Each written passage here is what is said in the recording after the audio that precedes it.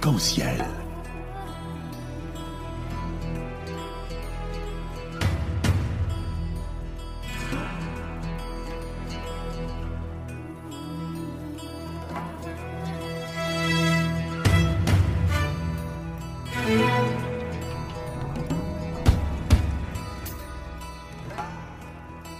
Arc-en-ciel, chaque dimanche, actualité, culture, économie, société et animation festive.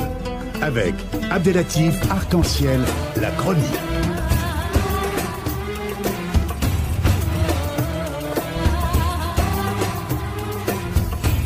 Arc-en-ciel, un fait. Arc-en-ciel. Mesdames et messieurs, retour au direct et comme ça a été annoncé, nous sommes heureux d'être en ligne avec monsieur Vincent Gisser. Bonjour. Bonjour. Bonjour et bienvenue dans l'émission Arc-en-ciel sur Radio Merci, Pluriel. c'est moi qui suis content de... Eh bien, écoutez, c'est un grand plaisir pour nous et pour notre auditoire par rapport à votre franc-parler, par rapport à votre expérience et surtout par rapport à votre suivi de ce dossier depuis plusieurs années.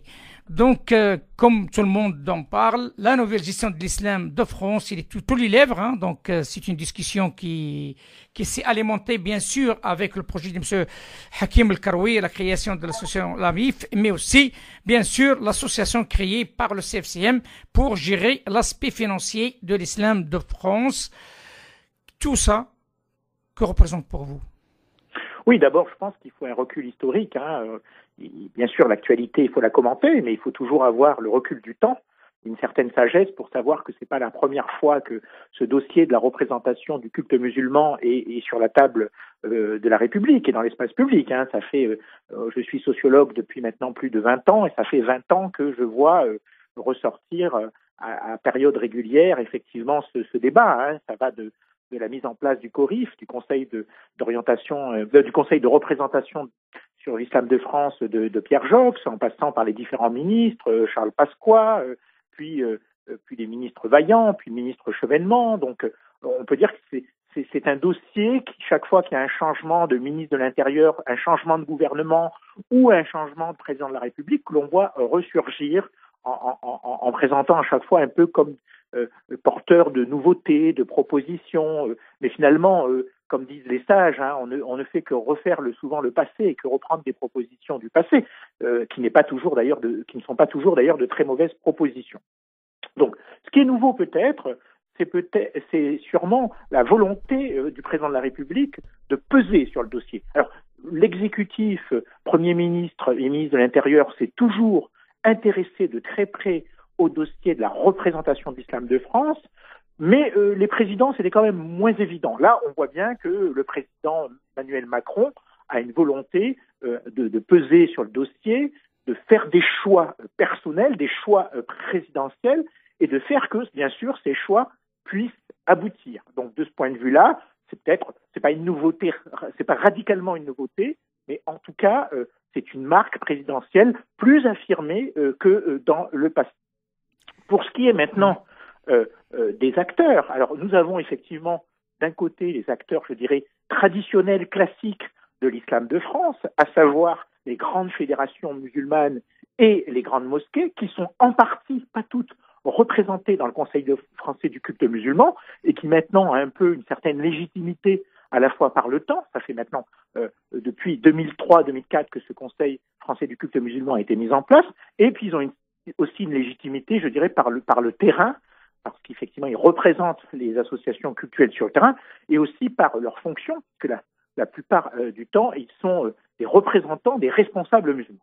Et à cette légitimité, bien sûr, s'oppose aujourd'hui un peu une légitimité nouvelle, qui est de dire, on rabat les cartes, on repart de zéro, on tient compte certes des représentants existants, mais on va vers quelque chose de nouveau, c'est-à-dire qui notamment remettent en cause en partie le Conseil français du culte musulman et part sur des bases nouvelles, d'une nouvelle institution, notamment une association qui puisse représenter, ou du moins pas représenter, mais plutôt incarner un certain type d'intérêt musulman pour avancer sur un certain nombre de dossiers, notamment le dossier bien sûr de la construction des lieux de culte musulmans, la question du halal et bien sûr, question beaucoup plus épineuse mais qui est, je dirais, qui est évidente, c'est bien sûr la question du financement. Comment aujourd'hui va-t-on financer les lieux de culte existants et ceux qui seraient amenés à être construits dans les prochaines années. Et on voit là se positionner un certain nombre d'acteurs qui ne sont pas forcément en rapport direct avec le culte musulman, mais qui émergent, par exemple comme Hakim El-Karoui, mais qui s'intéressent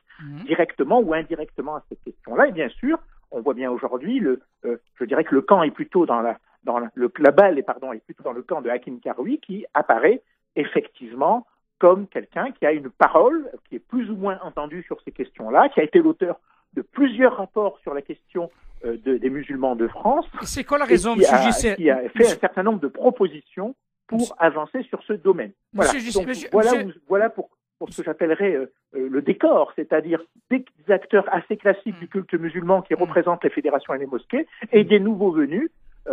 Bien sûr, il ne faut pas oublier un nouveau venu aussi qui n'est pas négligeable.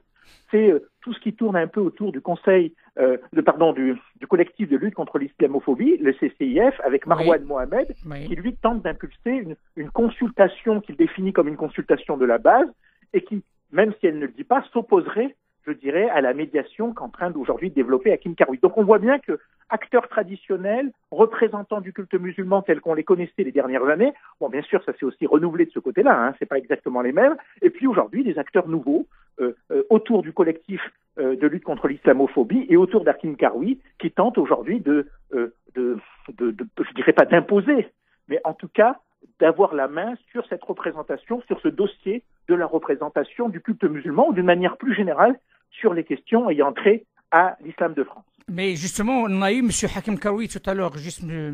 Gisèle pour la rectification. Lui, il n'est pas contre le CFCM. Il n'est pas pour l'aspect administratif ou gestion de l'islam par le CFCM. Par contre, elle est pour un autre domaine qui est le domaine, bien sûr, économique, le domaine financier, comme vous l'avez bien cité, mais aussi l'aspect théologique, que, comme il l'a dit, avec la présence de M. Tariq Obrou. Mais selon vous, vous ne croyez pas qu'il y a, j'en sais rien, c'est une supposition, n'y a-t-il pas un conflit intergénérationnel sur ce dossier? Il n'y a pas simplement un conflit intergénérationnel. Je pense que le conflit a nécessairement plusieurs dimensions. Une des premières dimensions que j'ai évoquées, je n'insisterai pas, c'est entre les acteurs cultuels traditionnels et les nouveaux acteurs. Donc de ce point de vue-là, on voit même que le CCIF, qui pourtant dit représentant des musulmans de base, n'est pas en phase totale avec les anciens acteurs. Il y a un conflit entre ce que j'appellerais ceux qui ont plutôt une aspiration de représentation communautaire, au-delà du cultuel, et ceux qui sont strictement dans une acceptation cultuelle, c'est-à-dire le culte, rien que le culte. Il y a un conflit entre ceux qui se disent représentants d'un certain islam libéral, islam réformiste, et ceux qui se disent représentants des divers courants, alors ça peut aller des islams néoconservateurs aux fondamentalistes, ou même à la mosquée de Paris, qui n'est pourtant pas réputée fondamentaliste, mais qui n'est pas forcément d'accord avec Hakim Karoui. Donc on voit bien qu'il y a des conflits d'ordre générationnel, je suis tout à fait d'accord avec vous, il y a des conflits d'ordre d'intérêt, les cultuels contre les autres, il y a des conflits aussi d'ordre économique, puisque derrière cette question de l'islam de France, il y a aussi des enjeux financiers et économiques qui sont de lourds enjeux financiers, donc il y a aussi des conflits voilés, je dirais, de représentation politique ou philosophique, même si je ne dirais pas qu'il y a forcément des partis derrière, mais en tout cas, il y a des options politico-philosophiques différentes. Il y a aussi, il ne faut pas l'oublier, aussi des intérêts géopolitiques, et que l'islam de France, même s'il est de plus en plus français, reste encore même très influencé par des États étrangers, notamment des États d'origine d'où viennent la plupart des musulmans de France. Donc le conflit n'est pas unidimensionnel, il n'est pas simplement générationnel, il est aussi philosophique. Et puis il y a un conflit fondamental, je crois, qui bien sûr recoupe tous ces conflits, c'est ceux qui pensent que fondamentalement la question de la représentation musulmane est une affaire de musulmans concernés, et ceux qui pensent que c'est une affaire de musulmans, mais pas forcément des musulmans qui ont une attache cultuelle directe. De ce point de vue-là, il y a ceux qui pensent que les musulmans doivent s'auto-organiser sans que l'État intervienne directement dans leurs affaires, et ceux qui pensent que l'État français bien sûr, a encore un rôle à jouer dans cette histoire, et que de ce point de vue-là, donc, il n'est pas anormal que l'État fasse appel aussi à des médiateurs. On voit bien donc, je dirais que et là, ce conflit recoupe d'autres conflits, parce que même ceux qui sont partisans de l'autonomie de l'organisation du culte musulman, vous trouvez une génération de jeunes cadres supérieurs, qu'on pourrait dire français, mais plutôt pratiquants, qui pensent que l'islam doit plutôt emprunter des voies comme l'organisation des protestants, une fédération autonome d'associations musulmanes et de mosquées qui pourraient porter la voix des musulmans lorsqu'elle est nécessaire, pas toujours, mais lorsqu'elle est nécessaire, et ceux qui veulent aucune organisation spécifique. Ouais. Donc on voit bien, qui ne veulent même pas de fédération. Et puis il y a ceux qui veulent ensuite rester sur le statu quo des grandes fédérations actuelles. Donc même dans la nouvelle génération, on voit qu'il y a des conflits, je dirais pas seulement des conflits, il y a seulement des divergences quant à la façon d'organiser l'islam. En tout cas, il ne faut pas négliger quand même cette génération de jeunes cadres musulmans, médecins, journalistes, professeurs, policiers, etc., qui sont aujourd'hui en plus pratiquants et qui pensent que l'islam doit d'abord s'auto-organiser, que le culte est d'abord une affaire de Français, de culte, de religion et de culture musulmane. Donc, de ce point de vue-là, je dirais que la vraie sensibilité qui s'exprime aujourd'hui, c'est pas tellement, je dirais, entre anciens et nouveaux, c'est plutôt entre ceux qui sont partisans d'une autonomie totale du culte musulman, l'islam est une affaire de musulmans, et ceux qui sont encore partisans, non pas forcément d'une tutelle étatique, mais en tout cas de relations poussées et soutenues avec l'État ou les institutions publiques françaises. Devant cette équation très compliquée que vous venez la détailler, donc avec plusieurs inconnus, il y a un élément de taille qui se griffe à tout ça, qui est aussi l'intérêt de l'État. Comme vous le savez, il y a les attentats, il y a la paix civile, il y a beaucoup de morts, il faut dire les choses telles qu'elles sont.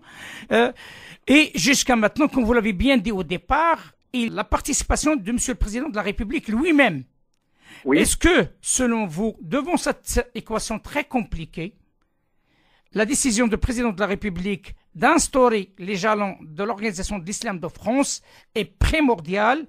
Parce que certainement il est au courant de tout ce que vous êtes en train de me dire, peut-être davantage, avec ses conseillers, et il voit comme quoi tout simplement il est temps que l'État intervienne, ça un risque d'un titre d'exception, avec ce qu'on entend parler, les amendements de la loi de 1905. Alors, il y a plusieurs questions dans votre question. Première question, la question sécuritaire, bien sûr, qu'elle est importante, on ne peut pas la nier, mais il faut pas oublier que la question de l'islam a toujours été traitée en France sur un registre sécuritaire. C'est pas nouveau. Avant les attentats, pendant les attentats, après les attentats, l'islam est d'abord perçu comme un problème sécuritaire. D'ailleurs, c'est pour ça que il y a finalement plus d'acteurs sécuritaires qui interviennent dans le domaine ou sur le dossier de l'islam de France que d'acteurs religieux ou éthico-philosophiques. Donc ça, c'est, je dirais, une représentation structurante des rapports à l'islam de France qui est inscrit longuement dans l'histoire, c'est que l'islam est moins posé comme un problème religieux ou un problème culturel, mais d'abord comme un problème sécuritaire. Donc là, peut-être qu'il faut justement faire la part des choses, et c'est important. La lutte contre le terrorisme est bien sûr une priorité nationale, et ça doit rester une priorité nationale, mais elle ne doit surtout pas être confondue avec la structuration de l'islam de France. Et je dirais que, même pas simplement par choix éthique, mais par choix sécuritaire. Aujourd'hui, on sait très bien que la question du terrorisme est une question extrêmement complexe, que les réseaux terroristes ou que les individus terroristes ne passent pas forcément par les associations musulmanes et les mosquées, et que structurer aujourd'hui l'action antiterroriste en France, ça serait d'un beau mauvais conseil que de s'appuyer sur les associations musulmanes pour lutter contre le terrorisme. Autant demander à des chirurgiens esthétiques de faire des opérations à cœur ouvert. Donc, de ce point de vue-là, bien séparer déjà la question de la lutte contre le terrorisme, qui est une priorité nationale, de la question de la structuration du culte musulman. Les mosquées, les associations musulmanes n'ont pas vocation à être des acteurs centraux de la lutte antiterroriste, même si, à titre collectif ou individuel, les musulmans, bien sûr, condamnent souvent l'action terroriste et participent en tant que citoyens à se mobiliser contre le terrorisme. Donc ça, c'est une première chose. Deuxième dimension, que le président de la République s'intéresse à ses concitoyens, quelle que soit leur religion, athées, agnostiques, juifs, musulmans, chrétiens, bouddhistes, c'est normal. Et ça, on ne peut pas reprocher à un président de la République de s'intéresser à ce dossier et même d'avoir des relations. Nous sommes effectivement dans un État laïque. L'État ne reconnaît pas les cultes, mais il les connaît. Et parce qu'il les connaît, il leur parle.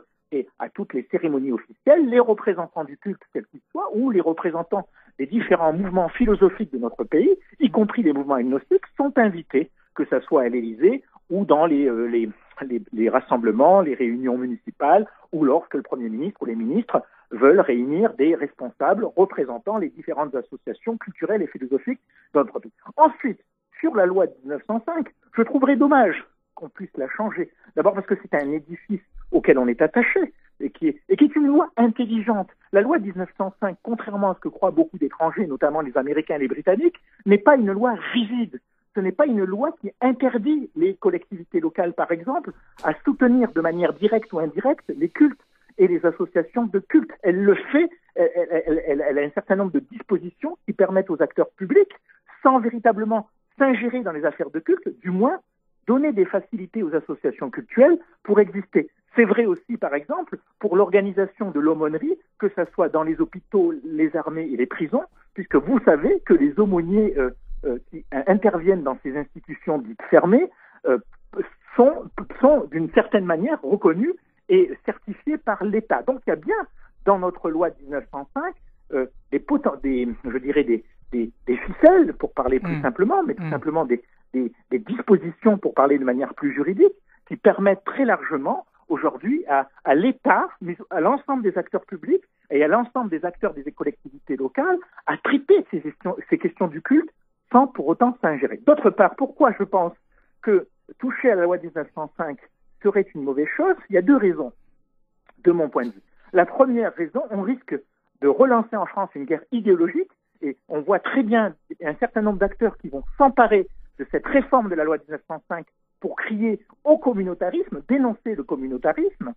Alors ça peut être soit les acteurs liés à l'extrême droite, qui vont accuser le président de la République de mener une politique pro-musulmane, mais ça peut être aussi un certain nombre d'acteurs d'associations laïques qui vont considérer qu'on touche à un édifice qui est un héritage de la République française et qui vont donc relancer la guerre religieuse à travers la loi de 1905. Et puis l'autre raison, elle est plus personnelle.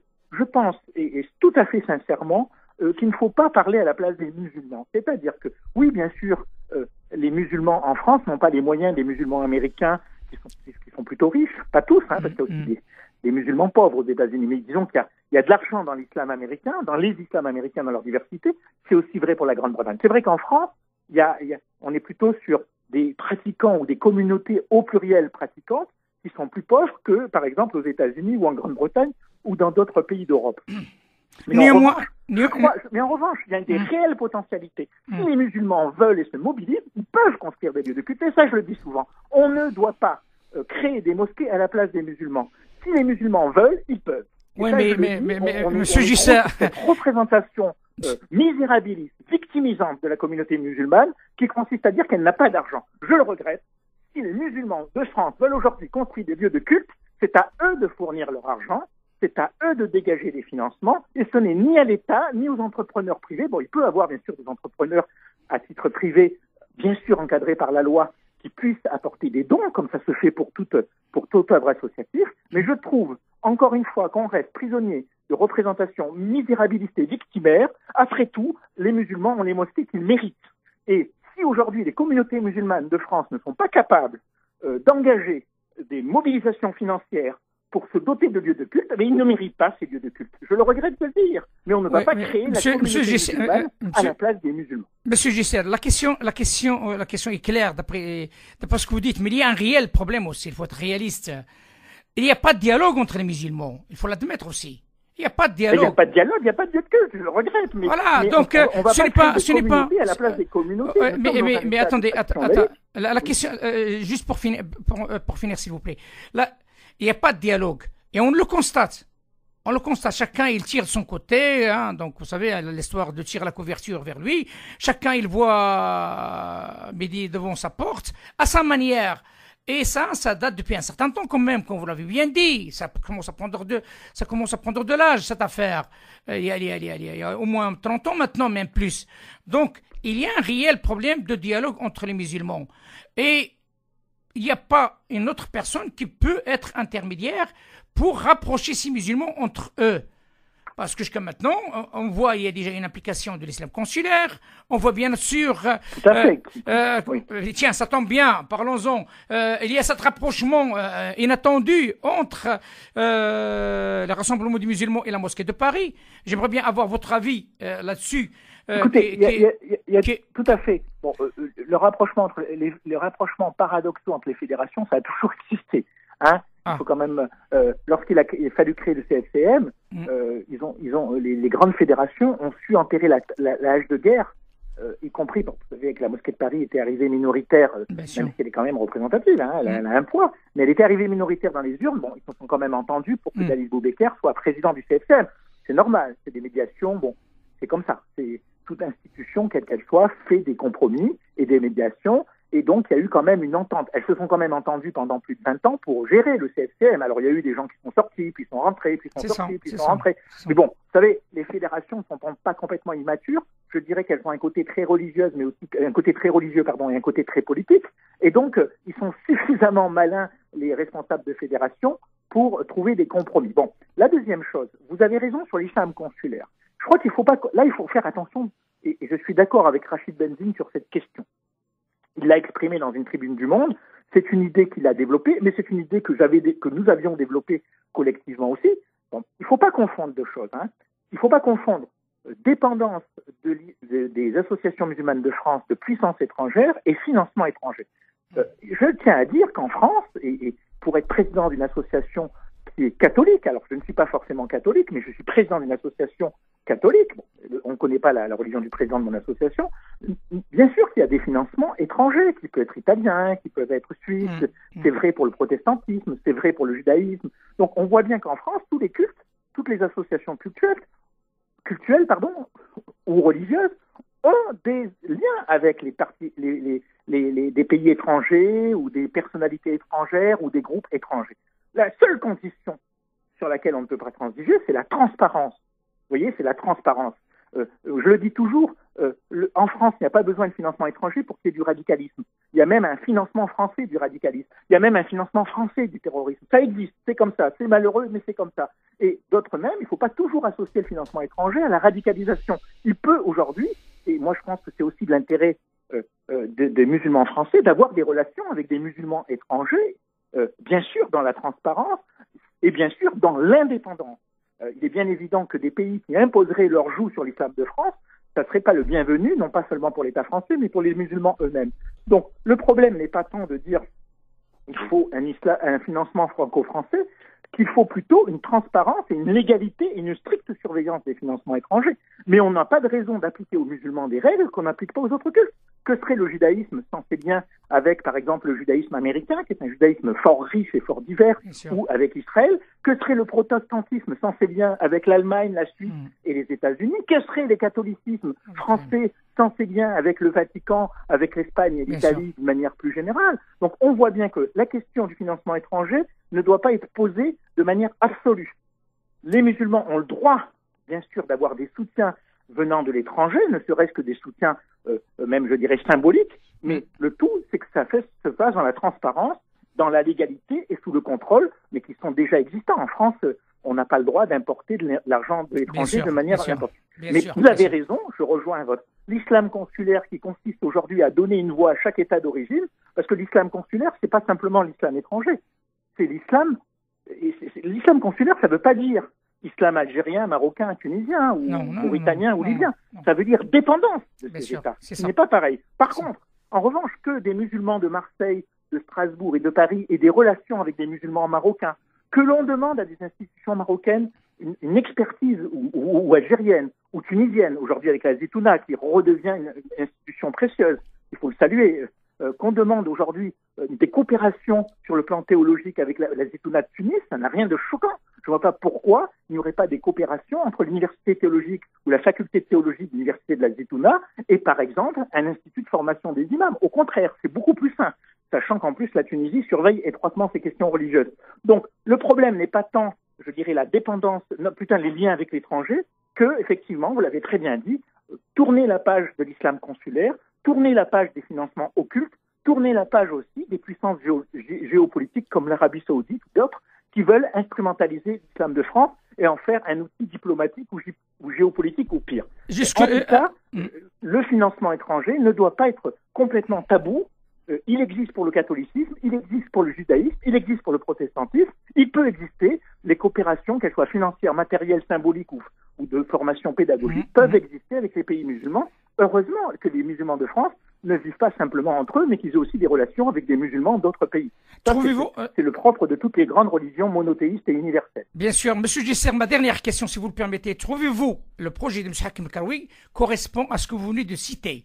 Je pense que le projet de Karoui a de bonnes idées. C'est-à-dire, les bonnes idées, c'est effectivement prendre conscience qu'il y a un islam français, je dirais qu'il est français parce qu'il s'inscrit dans des territoires, dans des terroirs français. C'est une très bonne chose, et de ce point de vue-là, on peut dire que c'est une bonne idée. Ensuite, favoriser l'autofinancement du culte musulman est une bonne chose, mais bien sûr, cela ne peut se faire que si il y a une étroite concertation avec l'ensemble des acteurs. C'est-à-dire d'abord les acteurs cultuels, les mosquées, les acteurs associatifs qui recoupent pas toujours les acteurs cultuels, les associations loi de 1901 qui deviendraient dans ce cas-là des associations loi de 1905, et puis aussi tous ces acteurs qui sont pas vraiment des acteurs cultuels, mais qui peuvent jouer un rôle. Par exemple, si on impose aujourd'hui une taxe halal en France, elle ne pourra pas être imposée de force, ça c'est sûr. Donc il faudra plutôt des labels. Et ces labels, pour qu'ils aient une existence, il faudra les légitimer. L'État ne peut pas dire « je choisis tel label vert contre le label rouge, contre le label jaune ». Il pourra accompagner les labels, mais sans en imposer un. On est quand même dans une société, pas seulement laïque, mais libérale, et on ne peut pas imposer une labellisation au détriment. Donc de ce point de vue-là, il y a des bonnes idées, mais en revanche, je pense que Hakim Karoui est encore un peu animé de ce projet, on dirait en Tunisie, un peu bourguibien, c'est-à-dire de créer un islam par le haut. Et je ne pense pas que ça soit ça. L'important, c'est effectivement, ces idées sont bonnes, mais la méthode n'est pas forcément très bonne. C'est-à-dire de s'imaginer qu'on peut imposer aux musulmans, qui sont aujourd'hui aussi membres des classes moyennes, supérieures, on peut imposer une solution. Et puis, ce qui est très important à dire, et je le redis à Hakim Karoui s'il écoute, ou à tous ceux qui... c'est qu'attention à ne pas créer un islam d'État, car l'islam d'État, c'est la porte ouverte aux islams contestataires et aux mouvements, je dirais, fondamentalistes. Vous savez on le dit toujours, il y avait une très belle blague algérienne que j'aimais beaucoup, et même si elle était dramatique, le fils est le fils du FLN. Mais c'est vrai, c'est que s'il y a aujourd'hui le fils en Algérie, alors après il s'est modéré, mais malheureusement certains courants du fils ont dégénéré vers le terrorisme. S'il y a aujourd'hui un islamisme radical, ou s'il y a eu un islamisme radical au Maghreb et dans les pays arabes, c'est parce qu'il y avait un islam d'État. À trop vouloir officialiser l'islam, on crée les conditions d'un islam contestataire et radical.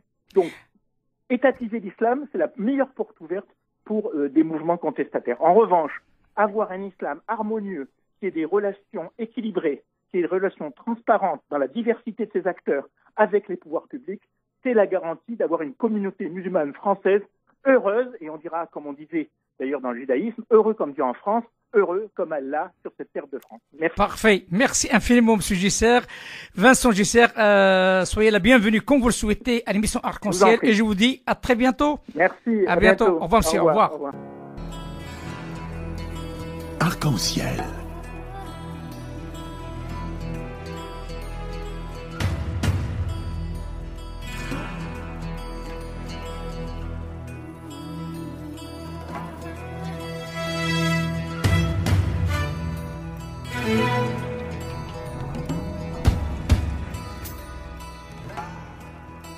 Arc-en-Ciel, chaque dimanche, actualité, culture, économie, société et animation festive.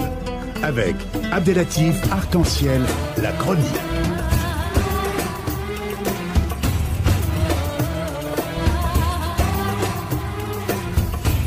Arc-en-Ciel info. Arc-en-Ciel.